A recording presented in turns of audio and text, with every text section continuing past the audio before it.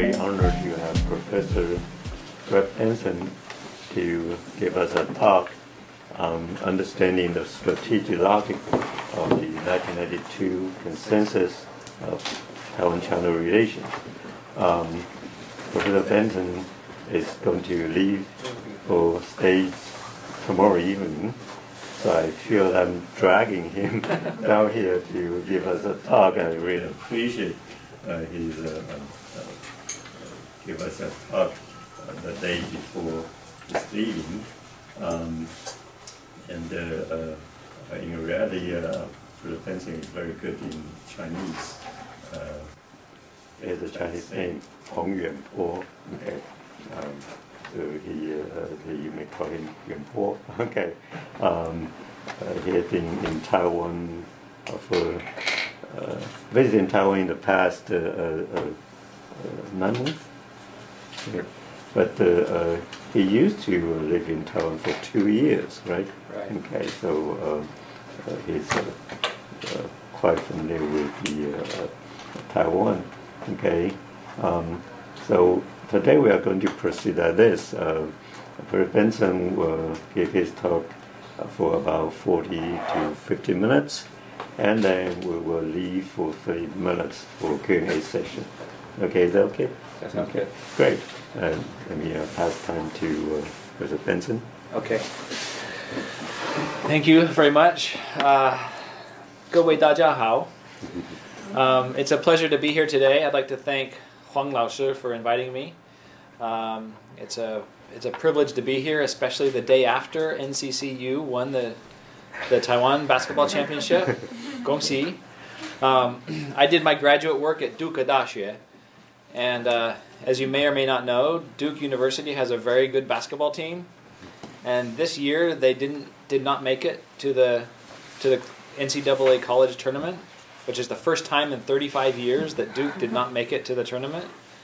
And so I'm sad, but you all are happy.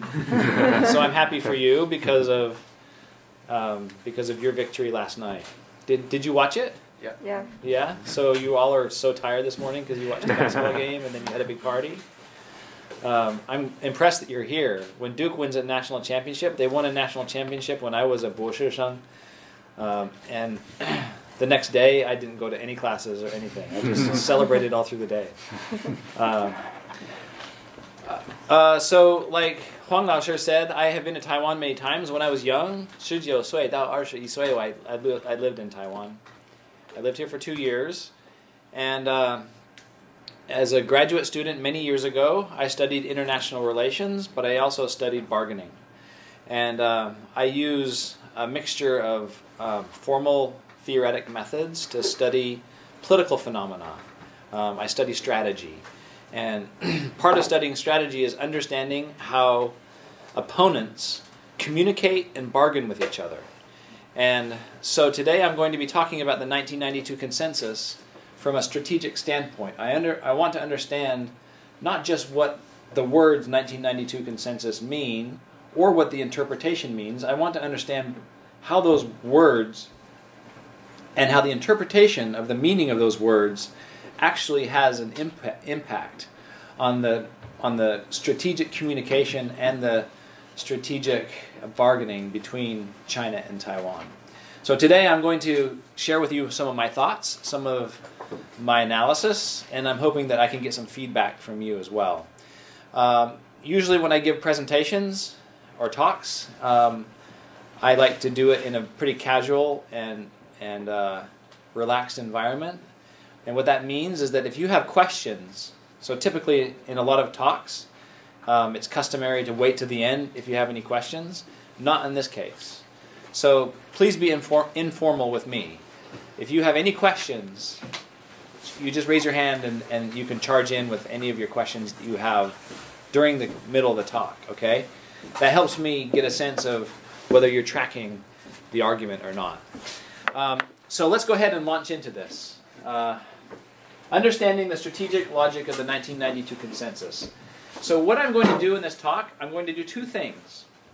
I'm going to provide some analysis that helps us understand some of the patterns with respect to the 1992 consensus over the past 15 years and what's going on with it now. So part of the analysis is to help us understand policy making in Taiwan for the last 15 years. And some of the analysis drives that. And so hopefully some of the analysis will answer some questions about why the 1992 consensus came into being, what benefits, what did it achieve, and then why did it disappear? And what is the status of the 1992 consensus now? And if it disappeared, that means that something else has to be there to take its place.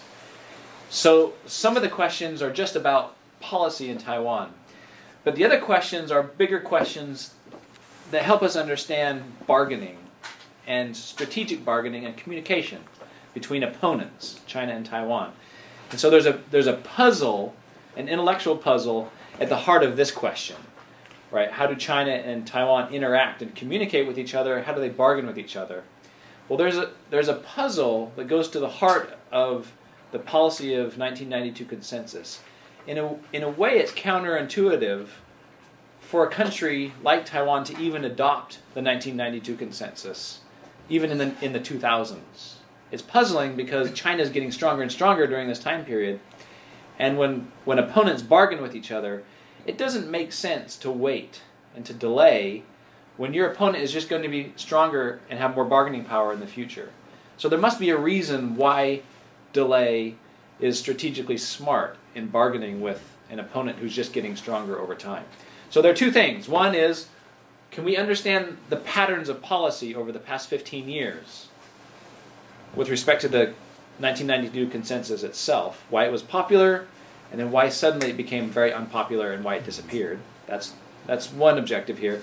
And the other one is, can we understand how the 1992 consensus reconciles or solves this very interesting puzzle about bargaining with an opponent who is just getting stronger over time, who in the future is going to have more power. These are our two objectives. If you have questions throughout, please go ahead and ask, okay? So let's just talk about some background very quickly. There are some high points over the past, well, this is since 1992, but basically since 2000, for the past 20 years, there are some high points with respect to the history of the 1992 consensus that we have to point out. The reason why we want to point this out is because there are a couple of things that happened that we want to try to explain. The first one is, we all know, in 1992, Taiwan Straits Exchange Foundation, SET, right? And China's Association for Relations Across the Taiwan Straits, there was a meeting in Hong Kong. And what happened in that meeting is something of a mystery. We have some reports about what happened in that meeting, and then there's a lot of debate about what really happened in the meeting and whether a consensus really came out of that meeting or not. My point is, it doesn't matter. It doesn't actually matter if there's a formal agreement that came out of 1992. The question is, does the strategic logic work in helping relations between China and Taiwan? What we think happened is that these two sides got together, maybe in an unofficial type of arrangement, and they had a discussion about what one China is. One China in both sides of the Taiwan Strait is fraught with different meanings, and it's something that it has a lot of baggage with it. So there was some discussion in 1992 about what China was. We think that there was some disagreement about what China was, but there was some discussion about various interpretations of what one China was. But then there was an agreement to just continue to meet, right? And so whether there was a consensus that came out of this meeting or not, who knows, but it doesn't matter. That's my point, okay? But then in April 2000, the chairman of the Mainland Affairs Council, Suu Kyi, he says this phrase, 1992 consensus, which is his interpretation of what happened in that meeting. And the point here is that the timing is really important. This is April 2000. So this is a month before Chen Shui-bian is inaugurated president, right? So he's on his way out. And you have to think about what he's thinking strategically. He's worried about what's going to happen during the Chen Shui-bian administration because there's a lot of pressure during that time, especially during the campaign. We all know what the pressure was about. The pressure was Taiwan duly or not, right? And so he's worried about this pressure. There's a rising movement in Taiwan for Taiwan duly at that time, and it continued throughout, especially the first term, but it continued throughout Chen Shui-bian's administration. So what we do know, and when we look at public opinion data, what we do know is that during this time period, during the campaign and during the first term and some of the second term of Chen Shui-bian administration, there was a lot of pressure, actually, to be honest, toward the very last couple of years of Li Denghui's administration. There was a lot of pressure to move toward independence. And there were questions in the United States where, at the time, I was a graduate student. There's a lot of pressure in the there's a lot of concern in the United States. Maybe Taiwan is going to declare independence. What would the United States do? So what we do know is that this is a period where there are two parties in Taiwan who are concerned about independence or not. Okay. So what did Suu Kyi say? So he says there was a consensus called, and he calls it the 1992 consensus. He coins this term, and then he gives it an interpretation. He said what that really means is that there's one China, but two different interpretations.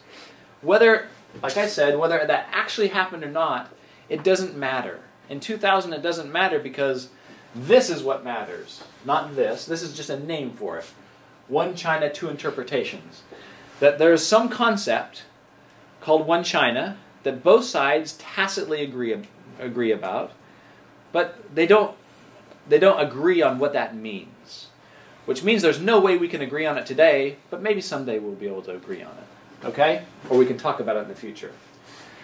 And then in October 2004, and this is important, because even though it's the case that reinterpretations of the Chen Shui-bian administration now say that there was no 1992 consensus during that time period, in practice this was taking place. Okay? If you look at public opinion and you look at the actual policies of the administration, this was taking place, even if this wasn't what was going on. So in October 2004, Chen Shui-bian, he says in his National Day address, he says that he opens the door to dialogue on the basis of the 1992 meeting.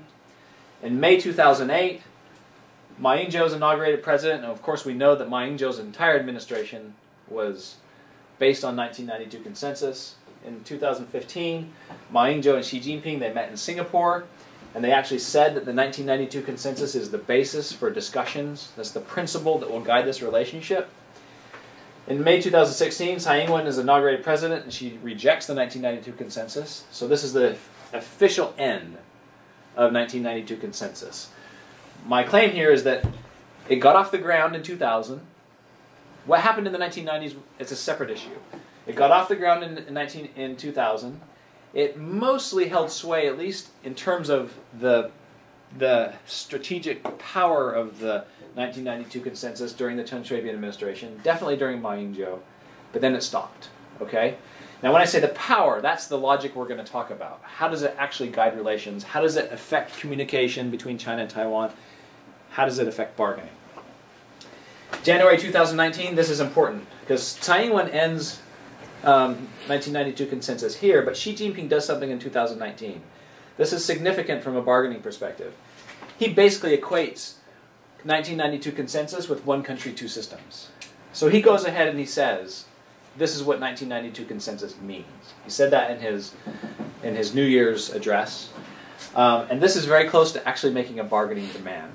So we're going to now start talking about bargaining, but what I want to do is make a distinction between actual bargaining demands. When you bargain, you can say whatever you want, and a lot of times, from game theory standpoint, we call that cheap talk. You can say whatever you want. You can interpret things however you want. When it's the case that you say, if you do this, I will give you a reward. If you don't do it, I will give you a punishment. That's when those communications become meaningful. Okay? That's a difference between cheap talk and real threats and real rewards. There's a key difference here. This comes very close to making an actual threat, communicating an actual demand. Okay, so that's the background. Now let's just interpret 1992 consensus, and I don't want to say 1992 consensus over and over again, because even now it's laden with baggage. What matters to me is the tacit understanding of one country, two interpretations. Because this is a very powerful signal about what two sides are bargaining about. The one China part says something important. It says that there's a basic agreement about the general stakes of the bargaining, right? When you and I when you go to buy a new car and you start to haggle, you start to bargain and negotiate with the person who's trying to sell you a car, you both know the stakes. You both know that you're bargaining over an automobile, right? It's very clear. When two countries, when two governments, when in politics, whomever, if they're bargaining with each other, it's helpful to know what it is that they are trying to bargain about. If we're just bargaining about Taiwan's sovereignty, that's different than if we're bargaining over all of China, right? Those are two different things. One's an automobile and one's a bus, right? So One China gives us, so basically what 1992 consensus does, One China, Two Interpretations, it gives us a sense of what the contours of bargaining. It's helpful for communication. First, it tells us what the stakes are. We might disagree about the finer points of those stakes, but basically the stakes are China. We're talking about all of China here, not just Taiwan.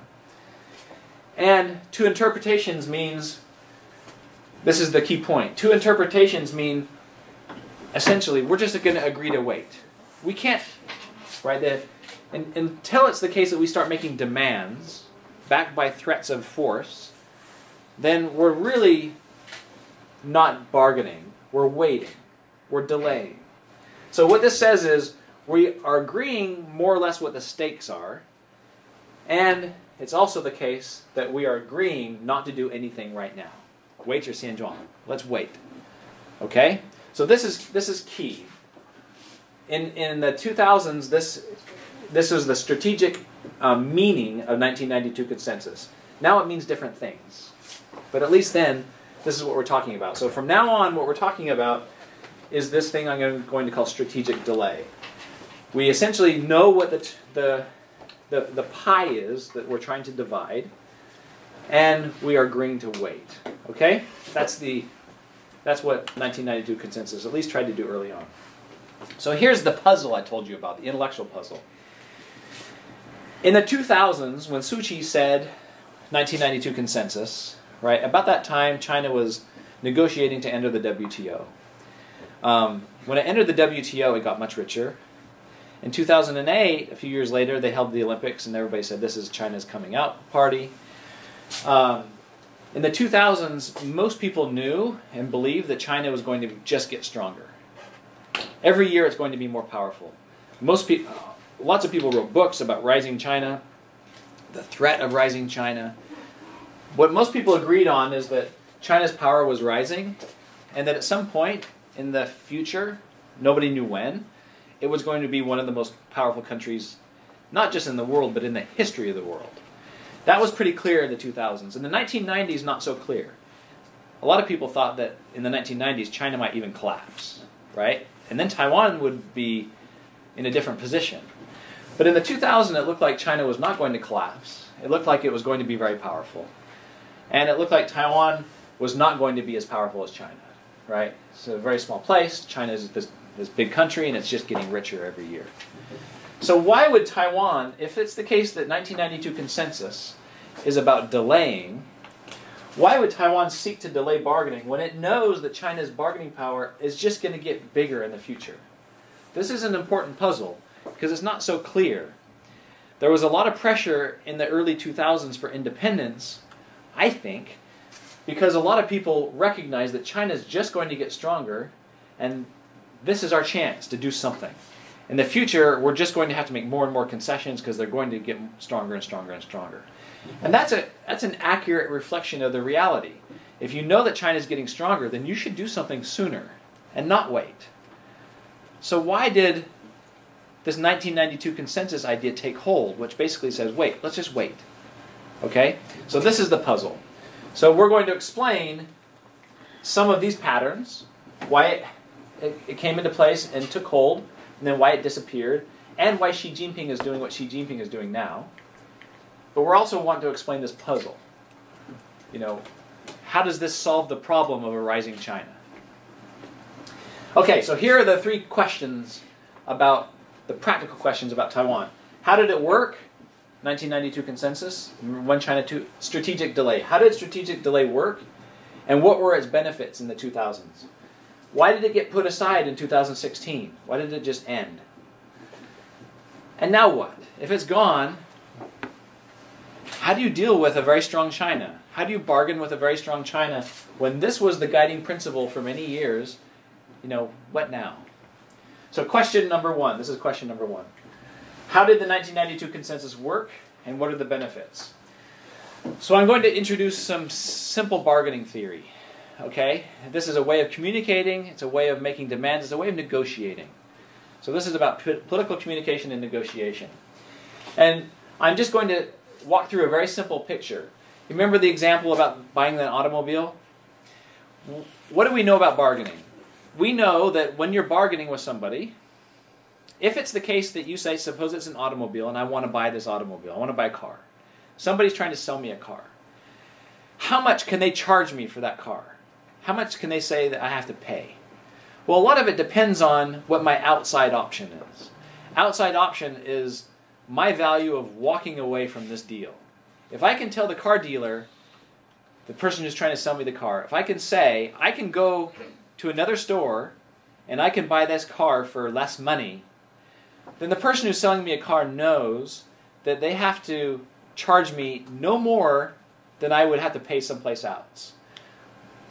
The cost of that car to me someplace else is called my outside option. In bargaining, it's very important, but we call it the outside option. So when you have two heads of state that are bargaining over something that they might fight over, what is the outside option? The outside option is war.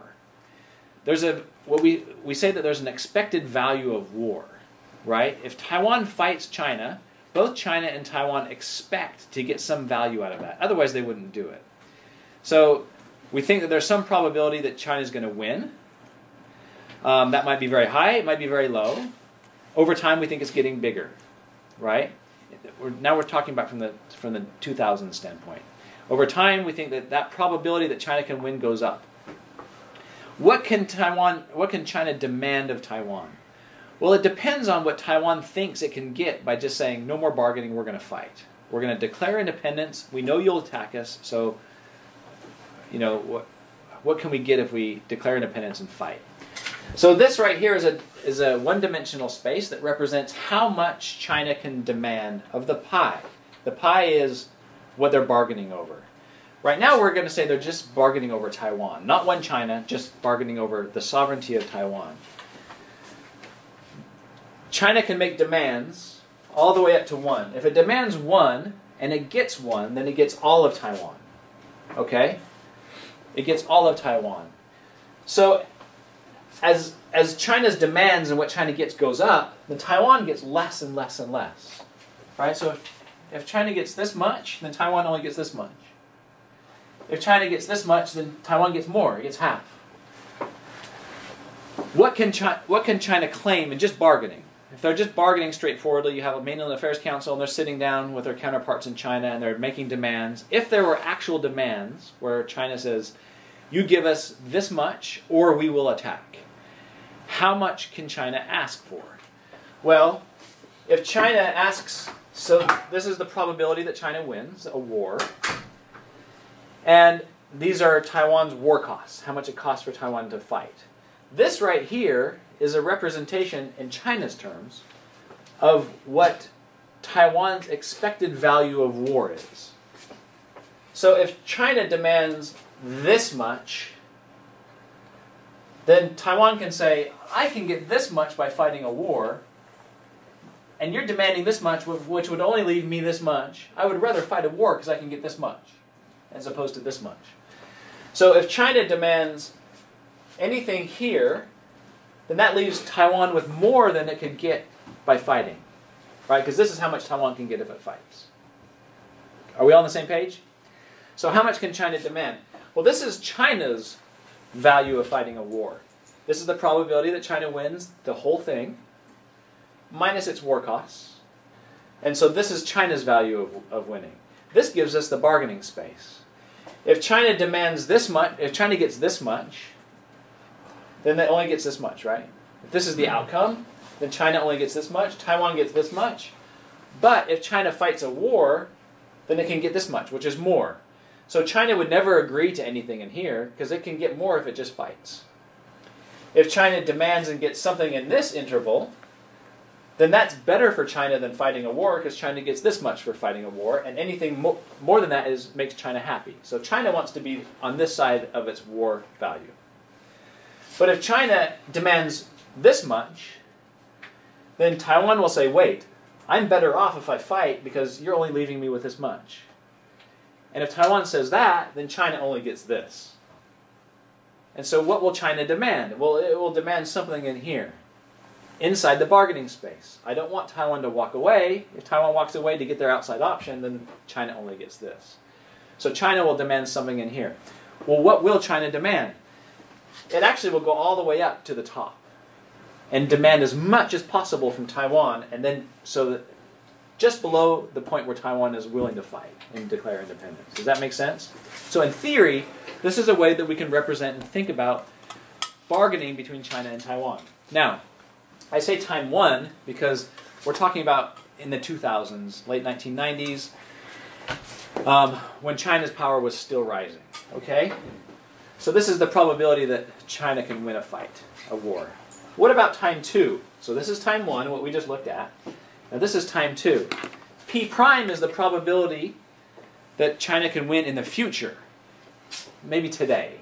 But we're sitting back in time one in the 2000s, and we're looking ahead, and we think that this bargaining space is going to shift in China's direction. What are the implications of a rising China? There are two implications. One is that today China can demand this much. If it demands more than that, then Taiwan's going to fight. Right? So it's limited. But in the future, it can demand all the way up to here and only leave Taiwan this much. So one implication is that a rising China means that today it can get this much. In the future, China can get this much.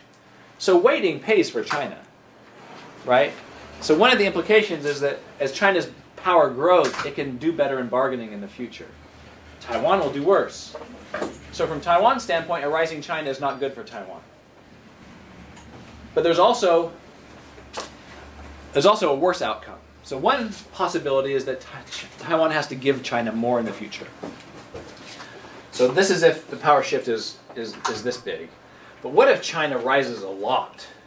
Right? What if China's power rises to the point where if it fights, in expectation, China gets this and Taiwan only gets this much? Right? In reality, today, China and Taiwan are probably in a situation that looks a little bit like this, right? China's power has gotten to be very, very significant. If China's power rises this much, and we're back in the 2000s, and we know that China's power is going to rise this much, then what incentives do we have in the 2000s? If we wait, then there's not going to be much left for Taiwan if Taiwan bargains directly with China. So one possibility is that in the 2000s, early in the 2000s, Taiwan can get this much because China will demand this. But if Taiwan fights, declares independence, and goes ahead and fights in the 2000s, and it can lock this in, then in time one it can get this much, but it locks in if independence is successful, and then it can get this in the future. So there are two options. If the power shift is really big, then either Taiwan can take this much in period one and then only this much. This plus this, how much is that? Or it can declare independence and hope that it sticks and Taiwan can get this and this. So there are two possible implications. One is either, if the power shift is not big, then Taiwan makes more concessions in the future and just has to live with it, right?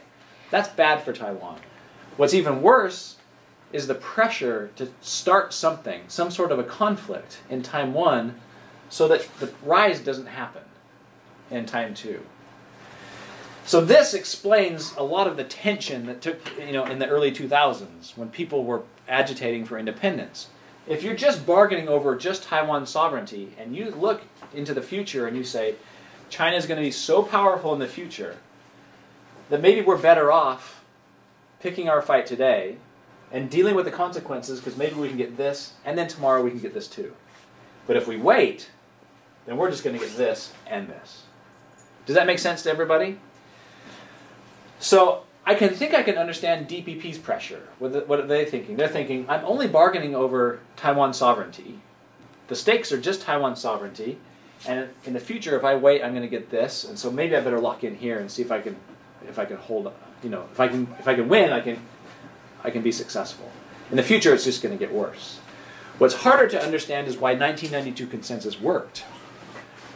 Because waiting means that you're going to be worse off, right?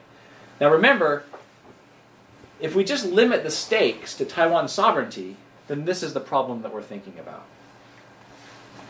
Okay, so I'm going to skip past this. Can 1992 consensus help avoid these two bad outcomes? Either making a lot of concessions in the future, or possibly risking a war, independence in a war.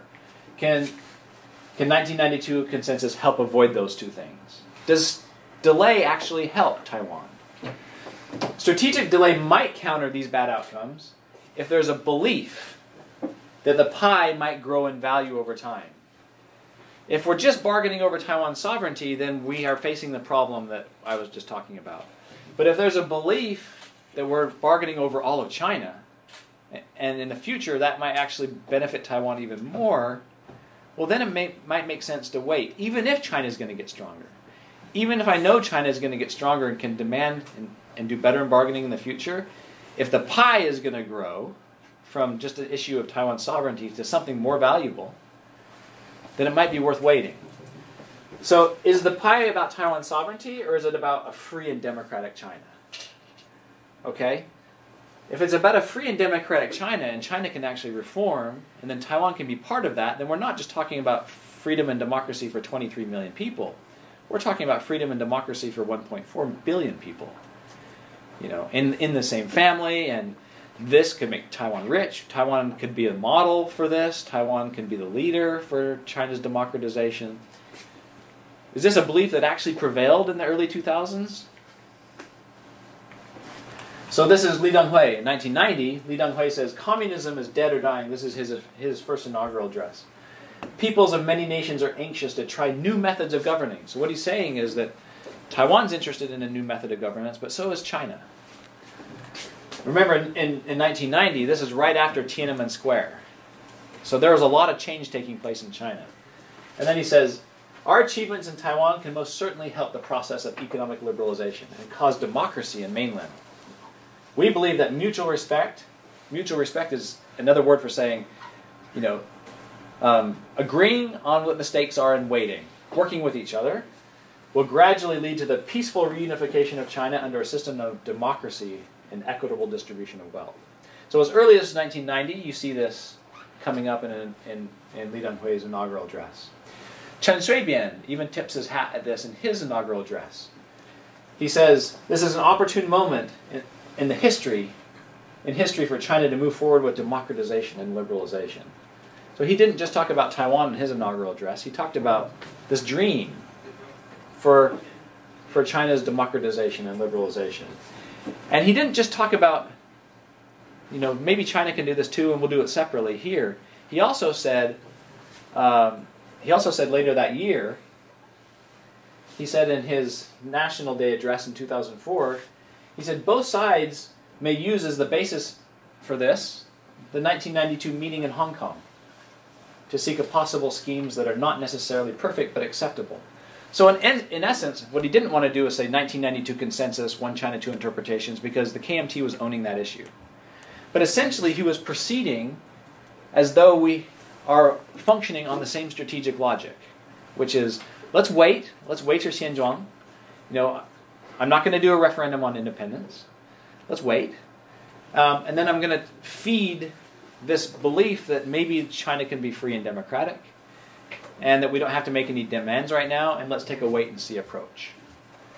That's a big move for somebody who's a president of DPP, because the pressures on the DPP are to make something happen now, because China is just going to get stronger.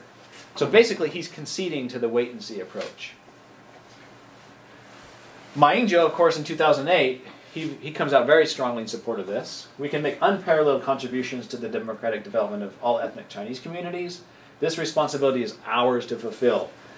We hope that mainland China will continue to move toward freedom, democracy, prosperity for all people, for all 1.3 billion people.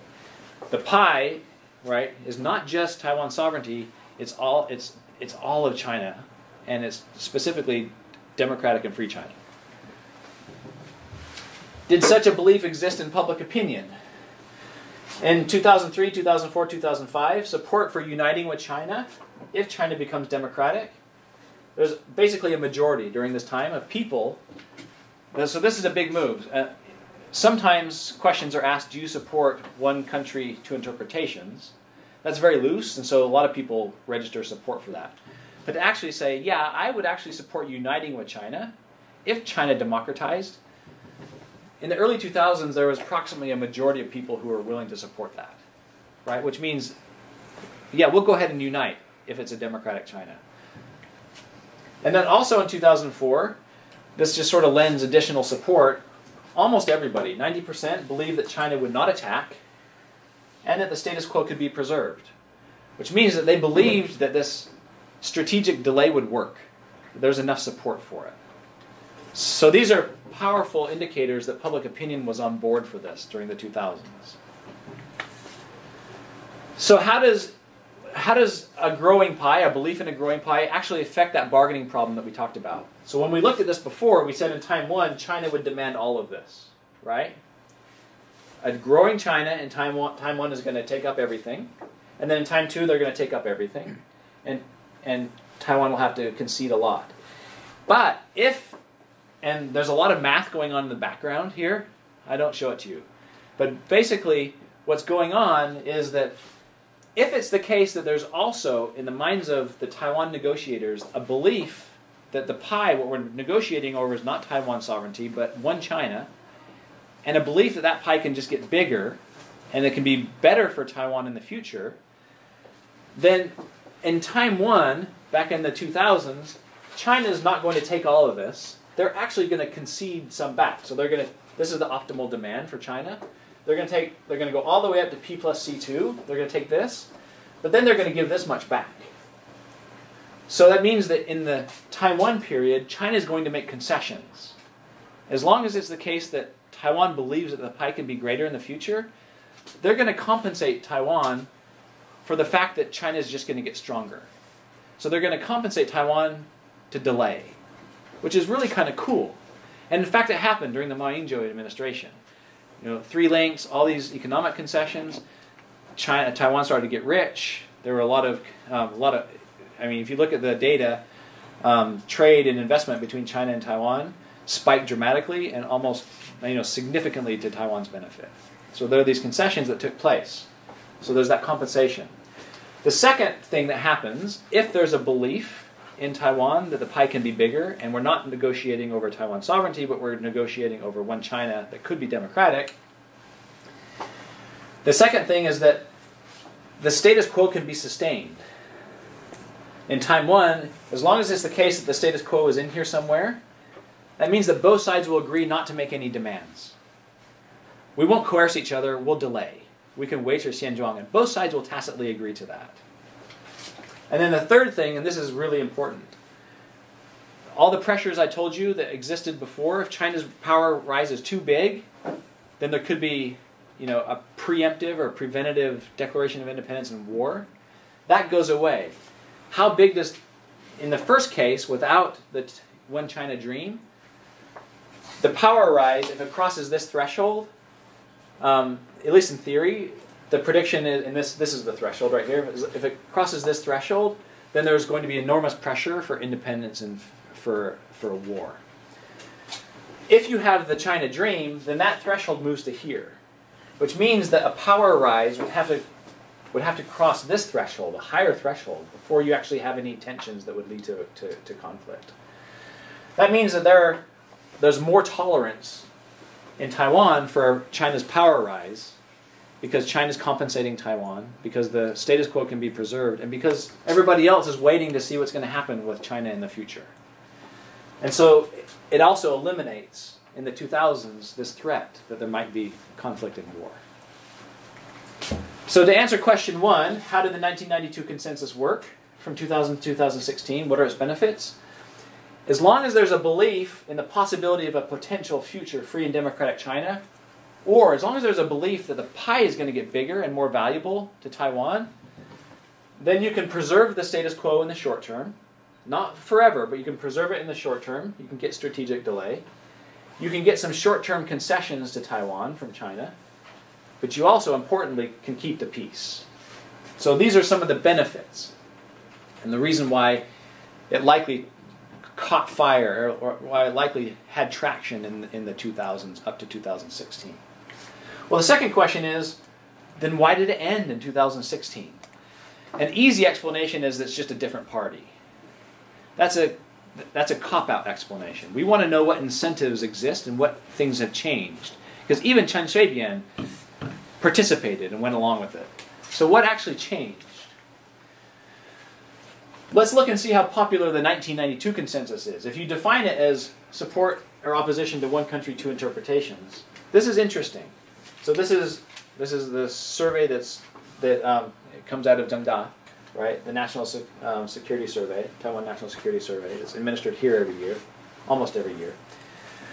Support for one country, two systems, from 2005 all the way to 2019, enjoyed widespread support.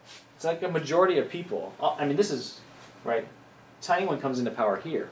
It actually goes up for the first term in Tsai Ing-wen's administration. There's a lot of support. So even though Tsai Ing-wen said, no more 1992 consensus, there is, in truth, a lot of support for, if you don't call it 1992 consensus, because that's partisan, there is a lot of support for one country, two interpretations. Because that logic has appeal. Let's wait and solve this later. That logic by itself has a lot of appeal. So why did it disappear? I mean, you could see that support for it dropped off dramatically here. By the way, this happens at the same time. In 2019, remember Xi Jinping said 1992 consensus is equal to one country, two systems. This is support for one country, two systems. In Taiwan, this is after the presidential election. This is in 2020. About only 30% say that they like the idea of one country, two systems. Hong Kong, a lot of stuff is happening. But over 60% say they do not like one country, two systems. So this drop-off has to do with some of the things that are taking place at the same time. Okay. The value of strategic delay disappears if the pie cannot grow. So why did 1992 consensus disappear? What happened to the free and democratic dream? A couple of things happened. In 2018, China abolished presidential term limits. 2019, Hong Kong extradition bill and anti-government protests in Hong Kong. 2020, Hong Kong national security law, imposition of PRC law enforcement in Hong Kong and arrests of dissidents.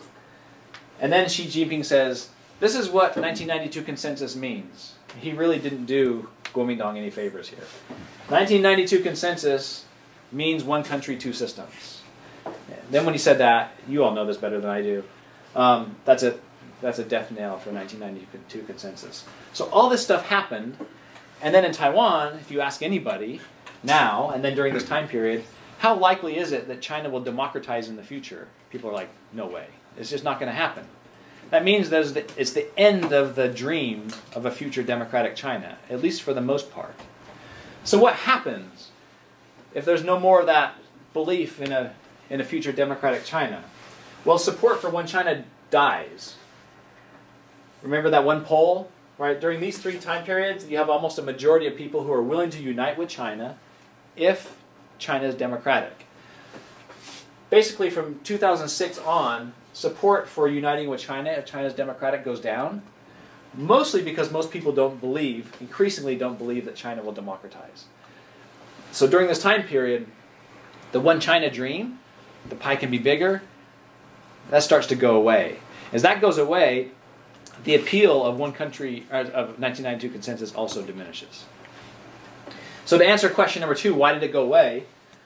Well, it's no longer a viable belief that there will be a future in free democratic China. Now China's power shift has already happened. We're in time 2, right? So we're in time 2 and two things happened. China rose, its power is big and mature, and it didn't democratize. And China has also come close to asserting a demand. It basically said, this is what 1992 consensus is. It's one country, two systems, y'all. Even though Hong Kong happened, it's still one country, two systems.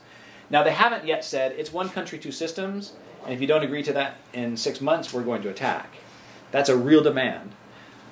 But that's kind of coming close. The reason for this is because China now, its power has grown, and it thinks, hey, oh, wrong way. It thinks that this is the bargaining problem. So its power has grown, and it thinks that it can start to make demands like this, right? Yeah, we didn't democratize. There's no more dream for you. The power has risen. Now we can start to make these types of demands. And so Xi Jinping is very confident in his position. So the last question, what now? Well, one possibility, option one, Taiwan can bargain directly with a strong China over Taiwan sovereignty. So we can say, okay, we're now in time two. China is now powerful. No China dream. Now we got to deal with the fact that it didn't work out for us, and we have to bargain with China directly. If that's the case, then this is all we can get. 完蛋了, right? This is really depressing. How depressing is it? Well, at the end of 2019, a minority, less than a majority, this is the first time this has happened, a minority, less than a majority, believe that status quo can be maintained without war. Most people that I talk to now say, well, Hong Kong happened, now Taiwan's next. That's so depressing. Right? 52% believe war is likely. Compare that to 89% who believe the status quo could be achieved in 2004. This optimism is gone. That's the reason why 1992 consensus disappeared. We're now in time two. China's risen. There's no democratic dream. China's not going to change. Option two. So what now, right? One, we can just deal with what we've got, and it's not going to leave us very much. The other option is that you can lean on the United States to offset China's power. Is that what's happening now? So the option number two is to lean on the United States. If that's the case, then we're basically back to the original power shift game, right? There's no future dream.